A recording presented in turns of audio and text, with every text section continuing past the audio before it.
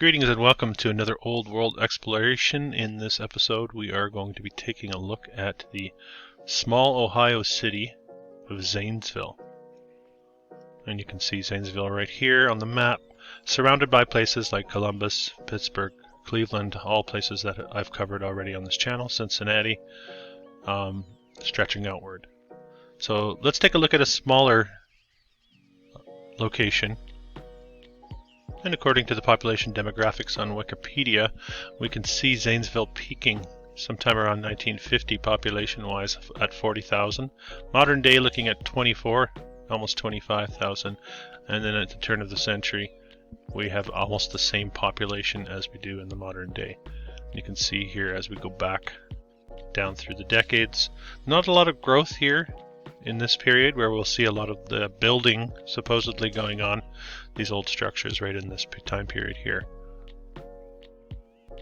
And we begin with a nice blend of the old and sort of the new world or the new reality taking over. You can see the signs here and the streamlining going on here, but we do get a sense of the old world here with the clock tower and a street scene again. Those remnants of those multi-storied, ornately decorated downtown-style buildings that we're so used to seeing here on this channel. And we can juxtapose that with modern-day retail buildings.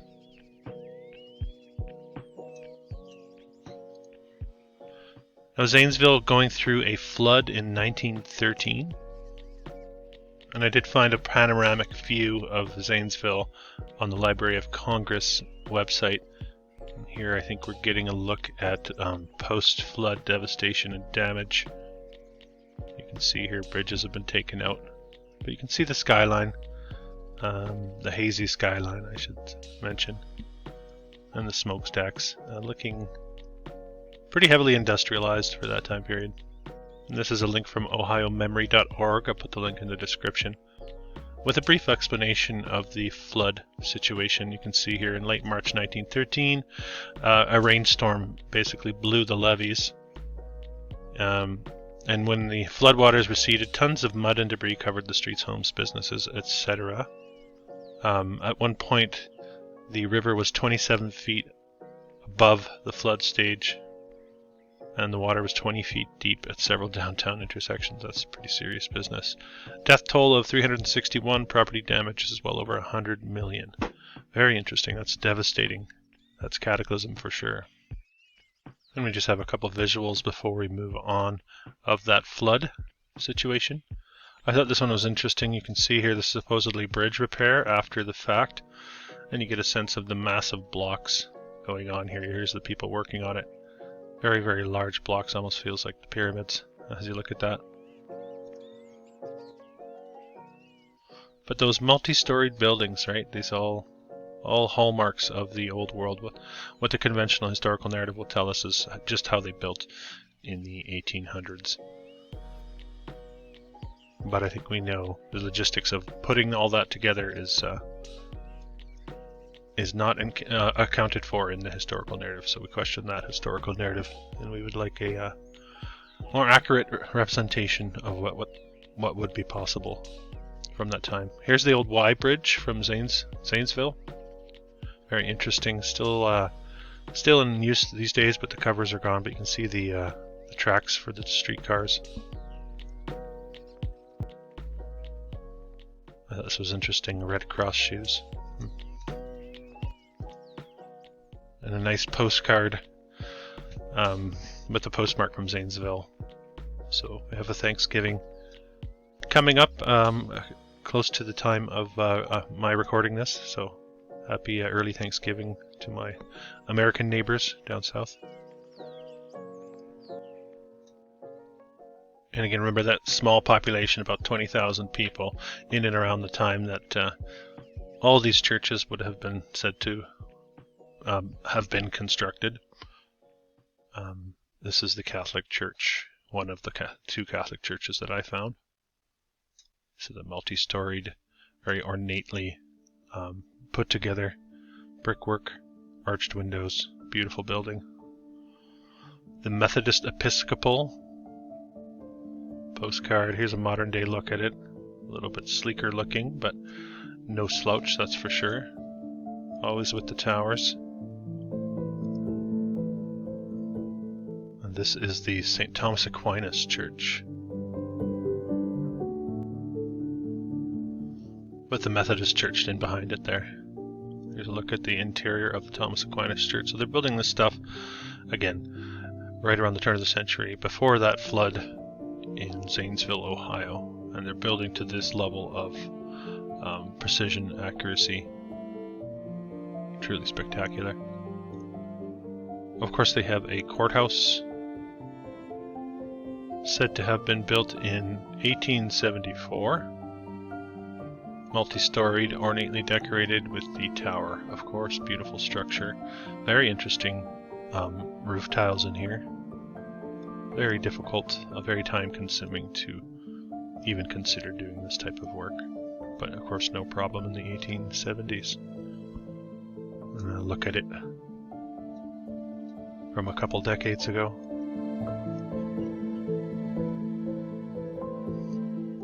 And here's a modern municipal courthouse in Zanesville. Progress, isn't it? Good Samaritan Hospital with the turret, tower, as you do. Another look at it. 1, 2, 3, 4, 5 stories with the mansard style roof and dormers jutting out in the tower. Very difficult and time consuming to build in such a manner, so in the modern day we build more like this. Streamlined boxes, hard 90s, very easy and very uneasy on the eyes. And we have an infirmary with 2 towers, of course, looking like it's freshly raked possibly in this drawing postcard. One more look at that hospital. The Good Samaritan Hospital with the statue on top of the tower.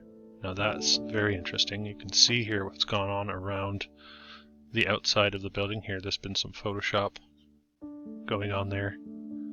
Very interesting. A lovely looking hotel, the Clarendon Hotel, multi-storied again. Nice looking structure.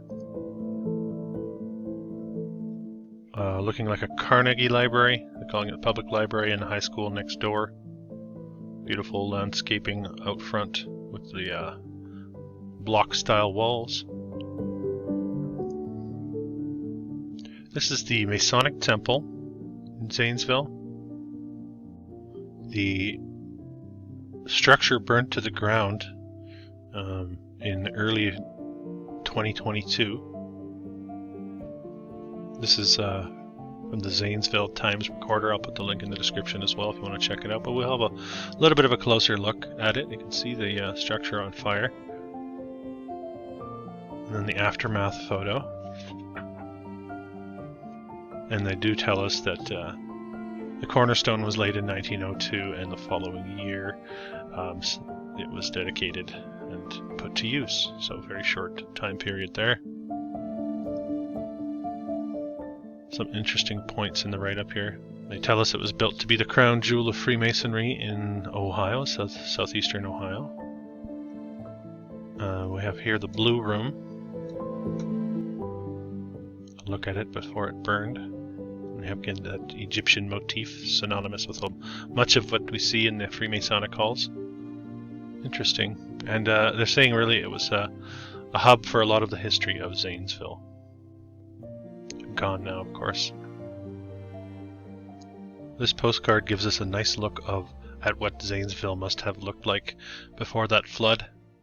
You have the streetcars, multi-storied buildings, very well built out all the way down the main drag here, and of course these poles, which we see so often in many of these old world postcards and photographs.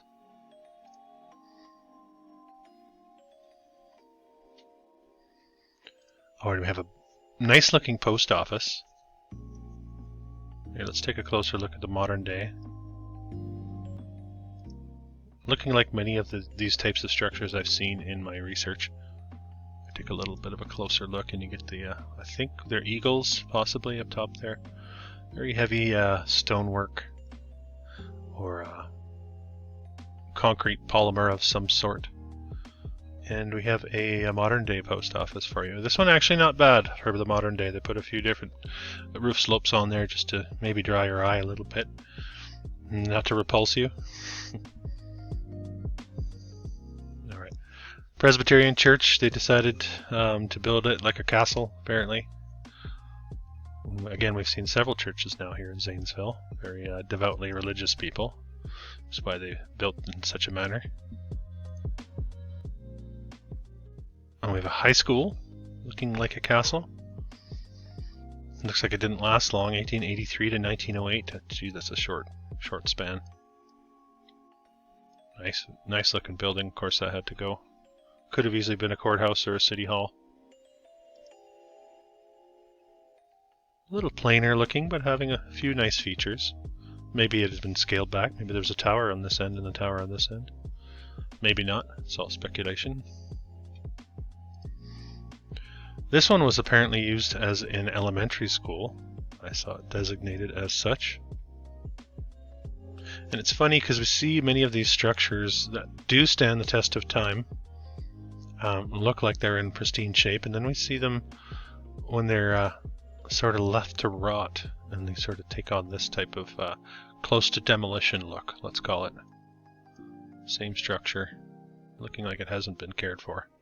Why you wouldn't care for a structure like that, I'm not sure. Beautiful. And here's what the modern day schools of Zanesville look like.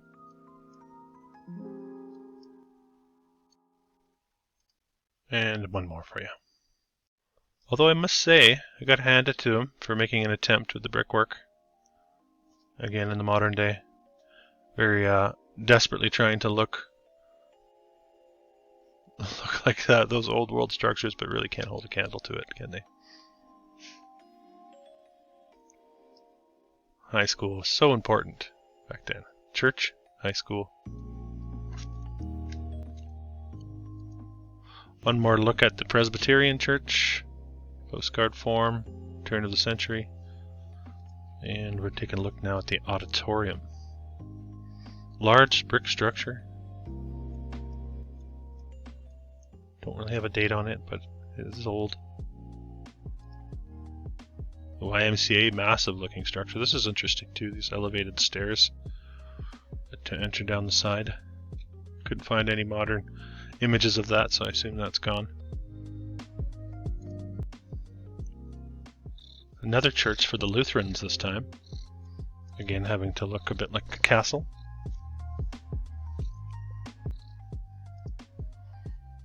Alright, now on to the entertainment portion of this video. Entertainment as in theaters. And when you think of a small city in Ohio, how many theaters would you expect to see, and for what purpose really? Is this all about movies, or is this performing arts? We begin with the casino theater. Okay, this I could see. This I could see. It makes sense. The size of the city. They had a hippodrome with a very ornate looking entrance. I'd love to be able to see the inside of it. I couldn't find anything on that. The Hippodrome Theater. The Liberty Theater. Now we're getting there. So that's 3. That's some very interesting decoration out front. And quite nice on the inside. And made to hold quite a few spectators or viewers. You would think this would be enough to serve a small city of 20,000 people. But it's not the case. They had more. This is still the Liberty. One more look at it. Looking straight on. Now we have Quimby's Picture House. Again, couldn't find much on that one. Just the front entry. And we come to the Variety Theater. I think once upon a time it was dubbed the Schultz's Opera House. And here we have a depiction of the booming and bustling metropolis of Zanesville, Ohio from the 1800s. take a look at the size of this block of building. This making no sense on the side. It's just showing us those afterthoughts of signs they like to put on those. So there you can see it scaled back a little bit. De-decorated, I'm going to say. They still couldn't hide the splendor, and look at the ridge line here of the roof. Or what would you call that? The frieze line? Pardon me if I didn't get that correct. Here's a picture of this opera house in Zanesville, Ohio. Turned into the Variety Theater. And here's a modern day look at the cinema theaters that we like to build. And this one holds 4 theaters. Spectacular. Isn't progress a funny thing? Alright, we're coming to the end of the file here, but we're not finished with the theaters. This is the Weller Theater. You can see 2 domes here. Kind of an interesting design too. The domes look a bit short, but they do have the spires. Again, nice looking. And there's your horse and buggy. Nice looking structure, and very surprising when it comes to this small Ohio city. That I had not pictured this type of presence of the performing arts, I guess, in Zanesville. Here it's coming down. A statue from the theater. So that's a quick look at Zanesville, Ohio. I think I have to let the dog out. Thanks for watching.